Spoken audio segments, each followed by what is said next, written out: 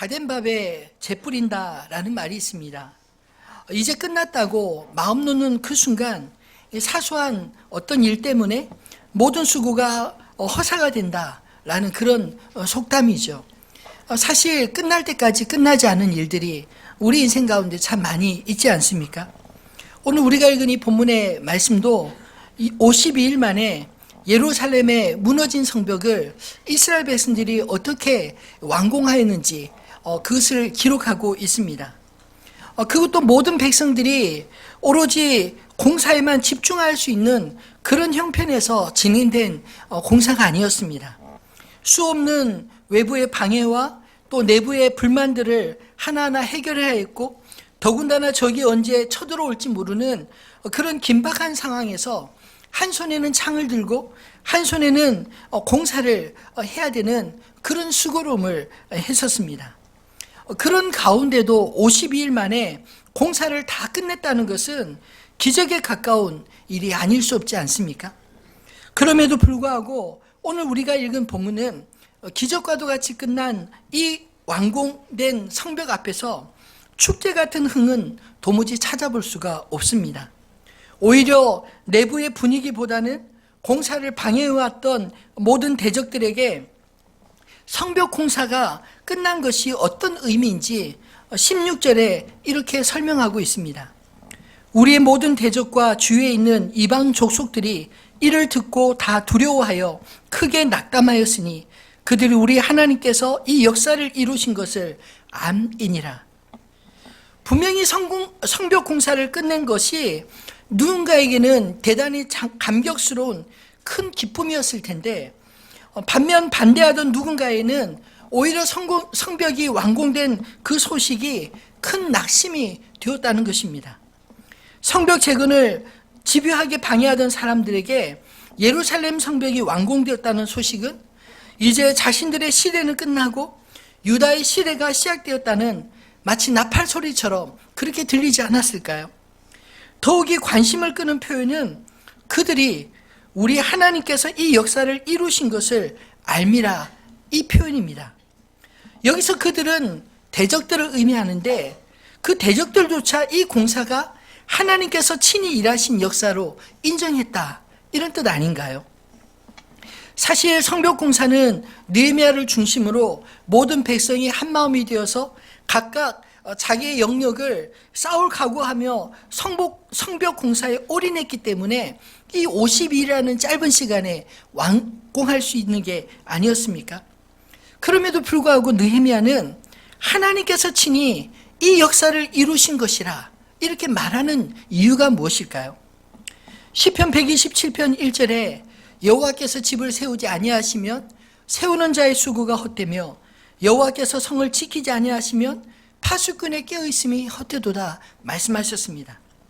비록 우리가 자재를 모으고 직접 수고하여 집을 다 짓는 것 같아도, 비록 우리가 우리의 성을 든든하게 잘 방위하고 지키는 것 같아도 정작 하나님께서 우리와 함께 일하지 아니하시면, 우리의 수고에 지키지 아니하시면 집을 짓는 것이나 성을 지키는 것이나 나중에 돌아보면 헛수고일 때가 참 많다, 이것을 말하는 말씀이 아닙니까?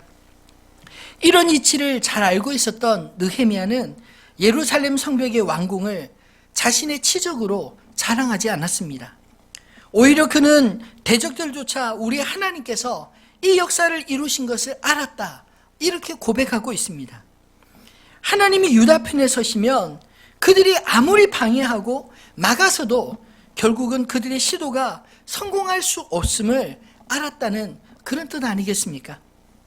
그런데도 왜 본문에서는 성벽 완공에 대한 축제 이야기가 빠져 있을까요?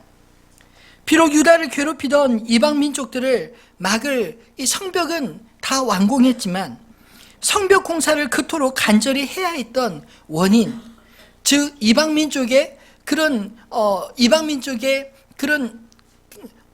공격들은 여전히 있었다는 것을 의미하는 게 아닐까요? 예루살렘을 지킬 성벽이라는 목표는 달성했지만 여전히 예루살렘을 대적으로부터 지켜야 하는 그 목적까지 완수한 것은 아니었기 때문입니다. 느헤미야는 이런 구분이 철저했던 사람이었습니다. 보통은 어려운 일을 힘겹게 마치면 휴, 이제 끝났다, 이렇게 방심하기가 쉽지 않나요? 저도 설교 준비를 할 때 바짝 긴장했다가 설교회가 다 끝나는 사부가 되면 휴, 이제 한 주 끝냈다, 이렇게 마음이 놓일 때가 참 많습니다. 그런데 느헤미야는 결코 이 싸움이 끝나지 않았다는 것을 알았기 때문에 성벽 완공이라고 하는 대업을 이루었지만 그는 자만하지 않았습니다. 실제로 느헤미야를 바깥으로 불러내어 해치려고 했던 지난주 살펴본 시도나 또는 제사장만이 들어갈 수 있는 성전안 외소로 깨어내려고 했던 그런 시도들도 불과 며칠 전에 사건이지 않았습니까? 더군다나 느헤미야가 성벽 완공으로도 마음 놓을 수 없는 이유를 본문 17절로 19절은 또 자세하게 설명하고 있습니다. 또한 그때 유다의 귀족들이 여러 번 도비아에게 편지하였고 도비아의 편지도 그들에게 이르렀으니 도비아는 아라의 아들 스가냐의 사유가 되었고 도비아의 아들 요하난도 베레가의 아들 무슬람의 딸을 아내로 맞이하였으므로 유다에서 그와 동맹한 자가 많음이라.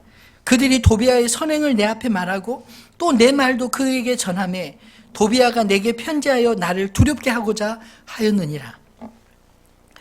느헤미야가 예루살렘에 오고자 했던 목표, 이 성벽 재건은 하나님의 은혜로 정말 기적같이 맞춰졌지만 하나님의 역사를 방해하는 자들과의 이 싸움은 아직 끝나지 않았다는 것입니다. 우리 인생도 어쩌면 우리가 풀어가야 될 씨름이 끝이 없지 않나요? 직장 생활하신 분들은 아마 동의하실 것입니다. 오늘 해야 될 일 어떻게 해서 잘 마무리하거나 혹은 다 끝내지 못했는데 내일 보면 또 해야 될 일이 하나가 아니라 2개가 되기도 하고 또 3개가 되기도 하고 심지어 일을 잘하면 일도 더 많습니다. 그렇게 몰려오는 것을 우리가 경험하지 않습니까?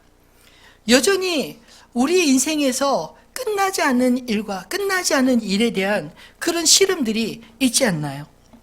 오늘 느헤미야를 통해서 우리의 끝나지 않는 싸움에 대비하는 자세를 성령의 음성으로 우리 각자에게 들려지기를 주님의 이름으로 축원합니다. 끝나지 않는 싸움의 이면에 먼저 우리 내부에 적이 있다는 사실을 알아야 합니다. 그리고 그 내부의 적에게 휘둘리지 않아야 할 것입니다. 본문을 묵상하다 보면 느헤미야가 왜 성벽 완공이 52일 만에 대적들도 다 인정할 만큼 기적 같은 일을 마쳤음에도 불구하고 그 기쁜 소식과 함께 이 산발랏 일당의 한 사람인 이 도비아와 결탁한 유다 귀족들에 대한 그런 언급으로 본문을 기록하고 있을까요? 느헤미야 입장에서 성벽은 완공되었고 적들도 크게 낙담했지만 아직도 내부의 적들과 외부의 적들이 많았고 그들의 위협은 끝나지 않았기 때문이라 그것을 말하고자 함이 아닐까요? 사실 외부의 적보다 내부의 적이 더 무섭습니다. 외부의 적은 눈에 보이기 때문에 그들이 강하게 나오면 나올수록 오히려 내부의 결속을 다지면서 한번 싸워볼 수 있지만 내부의 적은 싸워보기도 전에 서로 믿지 못하게 만들어 내분으로 스스로 무너지게 만들 수 있기 때문입니다. 19절에 그들이 도비아의 선행을 내 앞에서 말하고 또 내 말도 그에게 전하매 도비아가 내게 편지하니 나를 두렵게 하고자 하였느니라. 이 말의 의미가 무엇일까요? 앞에서는 도비아에 대해서 선행을 말하고 칭찬하면서 뒤로는 느헤미야의 일거수일투족을 도비아에게 보고하는 그런 사람들이 많았다는 것입니다. 이런 것을 느헤미야가 알 때 혹은 들을 때 얼마나 그 마음이 힘들었을까요? 한번 생각해 보십시오. 오늘 조회 때 이야기한 내용을 도비아를 통해서 편지를 받았는데 네가 어제 이런 이야기 했지, 나 다 들었어, 뭐 이런 식으로 딱 들리면 느헤미야가 내부에 있는 사람들을 믿을 수 있겠습니까? 못 믿지 않겠어요? 근데 그런 일들이 수시로 반복적으로 있었다는 것입니다. 그 말은 느헤미야로 하여금 내부의 사람들조차 믿지 못하도록 만드는 그런 불신의 늪에 빠지게 만드는 일 아닌가요? 뿐만 아니라 그런 내부의 정보를 통해서 이 도비아가 적절하게 느헤미야를 괴롭힐 그런 명분들을 끊임없이 만들지 않았을까요? 아마도 귀가 얇은 사람이라면 영락없이 사기가 떨어지고 위기의 상황에 스스로 노출되고 말지 않았을까요? 더군다나 그들의 소속은 유다 안에서도 영향력 있는 집안의 귀족들과 심지어 제사장들도 있었습니다. 그들이 어떻게 도비아와 결탁했는지에 대해서 본문은 결혼을 통해 가족 공동체가 되었다라고 말합니다. 옛날의 왕들이나 귀족들은 서로 정략적인 결혼을 통해 가족이 되어 운명 공동체를 만들고 서로를 피차 이용을 하며 이용을 하지 않았습니까? 도비아 역시 자신의 영향력을 기반으로 유다 귀족들과 혼인 제도를 통해 가족 공동체를 이루었습니다. 왜 유다 귀족들은 이 도비아가 암몬 자손인데도 불구하고 그와 결혼하고 또 그의 아들에게 딸을 내어주는 그런 결혼으로 서로 결탁했을까요? 아마도 그들은 예루살렘 중심의 이 좁은 시장에 만족할 수 없었던 그런 사람들이 아닐까요? 어쩌면 그들은 국제적인 정세에 이 감각도 있었고 유다 내에 자신의 몫에 만족할 수 없었던 그런 사람이었을지 모릅니다. 그래서 그들은 유다인으로서 유다에서 또 지위의 보장도 받고 권리도 다 누리면서 동시에 만약 이 외부의 침략이 온다 할지라도 이 도비아를 방패 삼아 자신들의 자산을 지킬 수 있는 보험으로 이 도비아와 같은 사람과 결탁한 게 아니었을까요? 이런 모습은 사실 유다의 귀족들에게만 나타나는 현상이 아닙니다. 어쩌면 우리에게도 그런 모습이 있지 않나요? 하나님을 믿노라 하지만 세상에서 통하는 힘, 돈과 권력과 안전을 동시에 추구하는 그런 사람들의 모습과 다를 바 없지 않나요? 그들은 두 마음을 품은 자들이었습니다. 그들 중에는 예루살렘 성벽 공사에 두 몫을 담당했던 사람도 있었습니다. 그런 와중에도 동시에 예루살렘의 적이었던 이 산발락과 도비아 편에서 주는 보장 역시 그들은 포기하지 않았던 것입니다. 그러나 그들의 생각은 오판이었습니다. 두 곳 다 안전과 부귀를 보상받으려 했지만 그들의 생각은 하나님도 아시고 또 느헤미야도 오늘 성경의 기록처럼 다 알고 있었기 때문입니다. 느헤미야가 그들의 행위를 알았지만 그들을 왜 곧바로 징벌하지 않았을까요? 그들 역시 유다인으로 그들을 기다려준 게 아니겠습니까? 여러분, 하나님의 은혜는 기다려주시는 것입니다. 그러나 영원히 기다리시지는 않습니다. 언젠가 하나님 앞에서 우리 자신을 증명해야 할 때가 반드시 올 것입니다. 그때 내가 어느 편이었는지, 마치 마태복음 25장에 양의 무리와 염소의 무리로 나누어지는 그 비유의 말씀처럼 마지막에 주님 앞에서 우리 자신의 자리를 찾아가지 않겠습니까? 하나님과 그의 백성들 편에 설 것인지 아니면 여기저기 양다리 걸치고 옳고 그름보다 나의 이익과 이해에 부합한 편을 찾아다닐 것인지 우리는 선택해야 할 것입니다. 적어도 오늘 유다의 귀족들과 같이 하나님 편에 있으면서도 적과 아군을 구분 못하고 대적들과 손잡고 하나님 나라를 회방하는 그런 변절자가 되어서는 안 되지 않겠습니까? 그럼 도대체 왜 이런 유혹에 유다 귀족들이 빠졌을까요? 본문은 도비아와 가족관계 혹은 사돈관계를 맺는 것으로부터 설명하고 있지만 그러나 실상은 핑계이지 않나요? 그들의 욕망이 도비아와 결탁되어 있었기 때문입니다. 도비아와 같은 욕망이 그들 안에도 있었기 때문에 그런 선택을 서스럼 없이 할 수 있었던 건 아닐까요? 우리 안에 욕망을 다스리지 못하면 나 역시 도비아와 같은 사람 혹은 유다의 오늘 본문의 귀족들과 같은 그런 결정들을 하지 않을까요? 유유상종이란 말과 같이 같은 부류의 사람들끼리 이해관계가 잘 맞으니 가족관계까지 맺게 된 것입니다. 그러나 그들의 시대도 성경에 보면 얼마 가지 못했습니다. 느헤미야서 마지막 장인 13장 4절로 9절에 보면 도비야를 위해 행한 일 때문에 제사장마저 해임된 이야기가 이렇게 기록되어 있기 때문입니다. 한번 같이 볼까요? 이전에 우리 하나님의 전에 방을 맡은 제사장 엘리야십 있었으므로 도비야를 위하여 한 큰 방을 만들었으니 그 방은 원래 소재물과 유향과 그릇과 또 레위 사람들과 노래하는 자들과 문지기들에게 11조로 주는 곡물과 새 포도주와 기름과 또 제사장들에게 주는 거제물을 두는 곳이라. 그때 내가 예루살렘에 있지 아니하였느니라. 바벨론 왕 아닥사스다 32년에 내가 왕에게 나아갔다가 며칠 후에 왕에게 말미를 청하고 예루살렘에 이르러서야 엘리야십이 도비야를 위하여 전뜰에 방을 만든 악한 일을 안지라. 내가 심히 근심하여 도비야의 세간을 그 방 밖으로 다 내어 던지고 그 방을 정결하게 하고 하나님의 전에 그릇과 소재물과 유향을 다시 그리로 들여 놓았느니라. 참 기막힌 이야기 아닌가요? 아니, 하나님의 종 제사장들조차 이 도비야와 결탁된 이 이야기를 보면 도비야와 동맹한 자들이 예루살렘 안에서 행한 기득권이 어느 정도였는지 가늠해 볼 수 있지 않습니까? 느헤미야 역시 성전 안에 외소로 도망하라 이야기를 들었을 때 느헤미야가 어떻게 대답했나요? 나 같은 사람이 어떻게 가며 또 나 같은 사람이 그곳에 가서 어떻게 살 수 있겠느냐?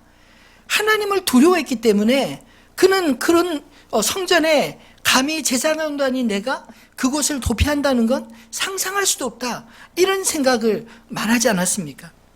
근데 하물며 암몬 사람인 이 도비야가 자기를 위하여 성전 한 곳에 큰 방을 만드는데 그것을 엘리야십이라는 제사장이 앞장서서 그것을 마련해 주었다는 것, 그 자체가 얼마나 도비야의 권력이 막강했는지, 그 당시 어느 정도였는지 보여주는 그런 내용 아닌가요? 느헤미야는 이런 내부의 적들에 휘둘리지 않았습니다. 그가 두려워한 것은 그들의 세력이 아니라 하나님이셨기 때문입니다.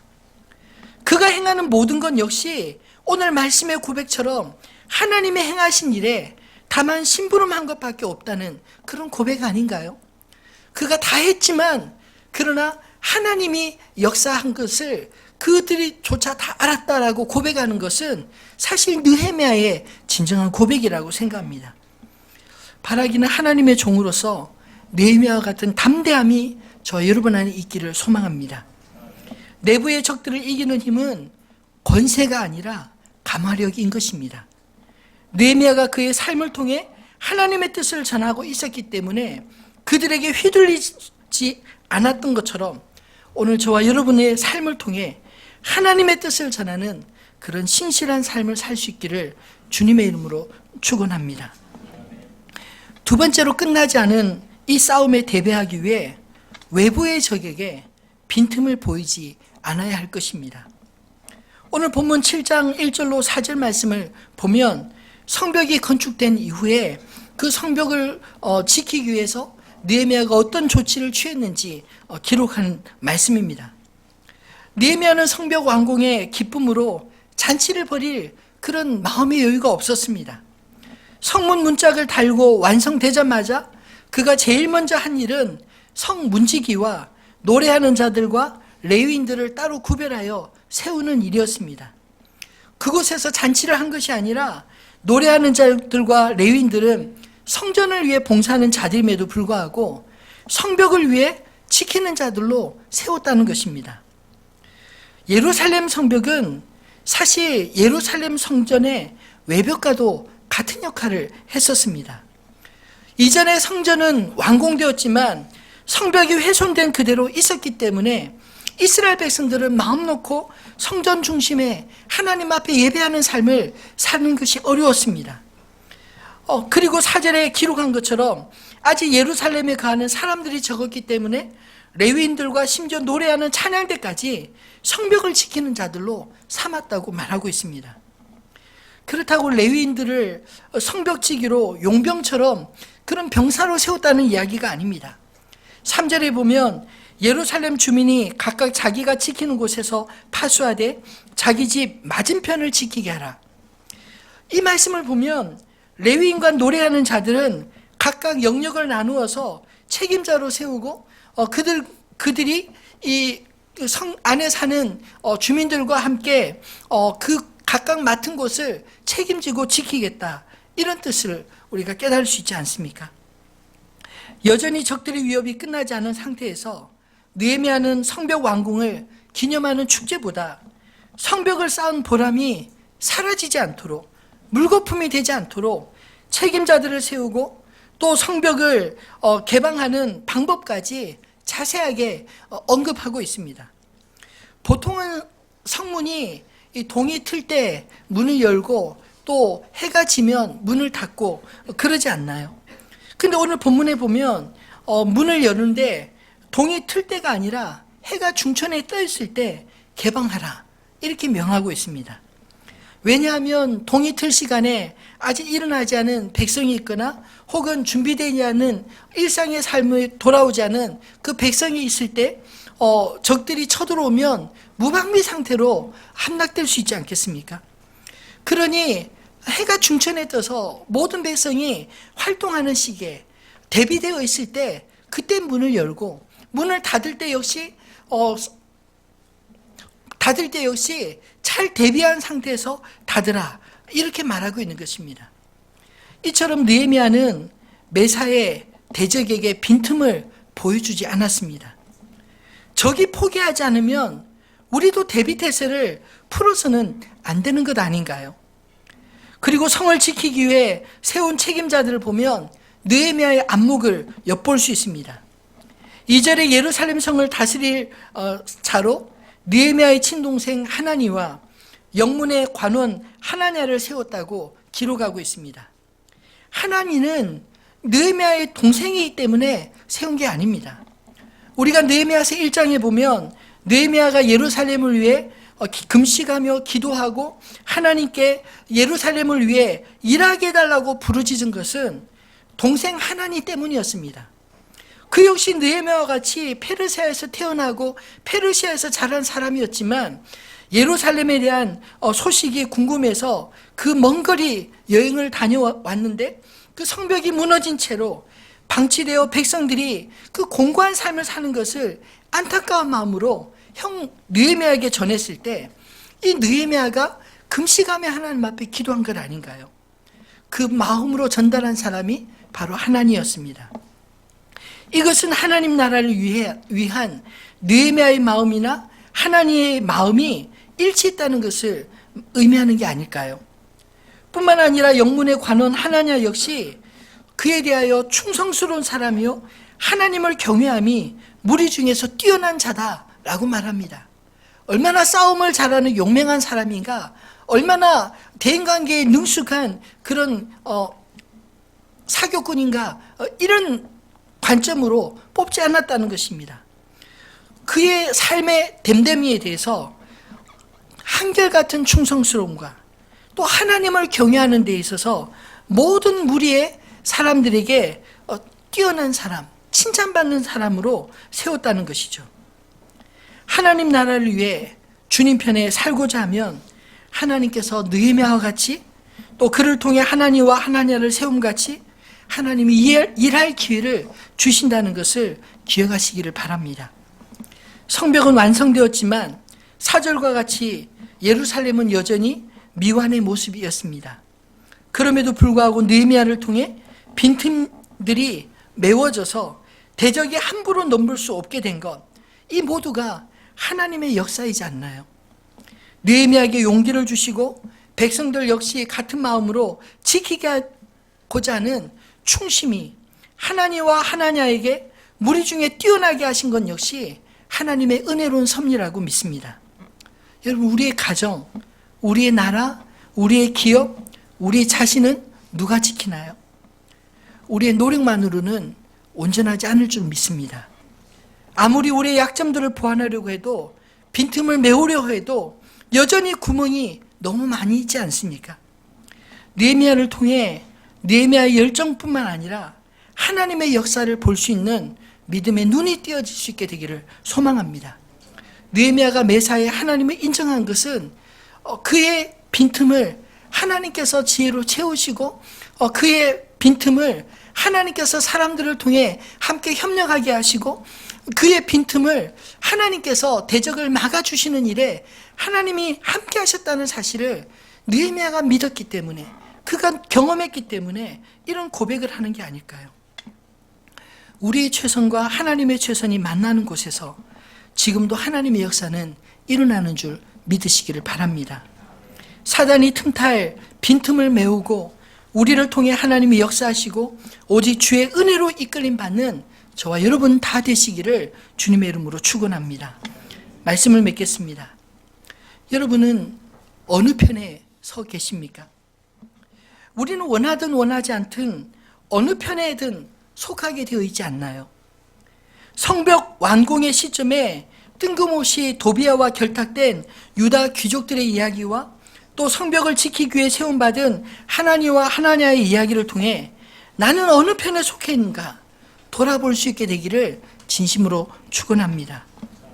이 땅의 안전을 쫓아가면 아마도 그 끝에 도비아와 같은 사람들을 만나지 않겠습니까? 아니 유다의 귀족들과 같은 그런 모습이 되지 않을까요? 반면 변화무쌍한 사람들의 편에 서기보다 영원하신 하나님 편에 서게 되면 느헤미야와 같이 하나님이 함께 하시는 편에 서게 될 줄로 믿습니다. 만약 우리의 눈에 하나님이 크게 보이지 않고 사람만, 세상만 크게 보인다면 우리 믿음과 상관없이 우리의 삶은 유다 귀족과 같이 내가 보기에 안전한 그런 세상을 택할 줄 모릅니다. 그러나 어떤 상황 가운데서도 하나님이 크게 보이면 우리는 상황을 따라가는 선택이 아니라 진리 편에 서는 선택을 할 수 있을 것입니다. 중요한 것은 그 선택들이 하나하나가 모여서 나를 만들어가고 내 삶의 방향을 이끌어간다는 것입니다.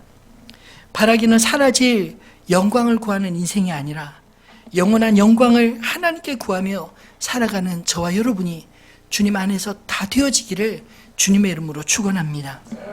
오늘 주신 이 말씀을 기억하면서 우리들의 찬양 421장 함께 찬양하겠습니다.